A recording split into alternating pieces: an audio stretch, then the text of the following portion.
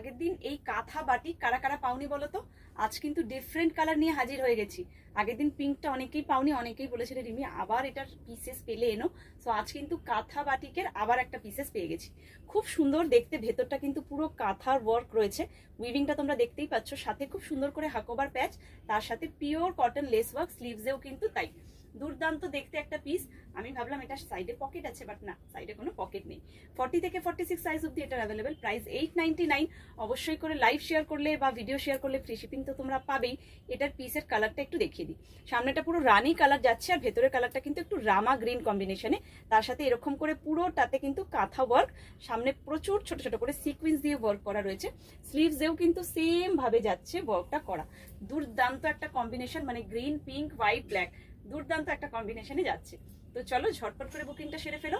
40, 42, 44, 46 size অব্দি available রয়েছে। স্ক্রিনে নাম্বার কিন্তু দেওয়া রয়েছে। চলো ঝটপট করে সাইজ মেনশন করো আর হোয়াটসঅ্যাপটা করে ফেলো।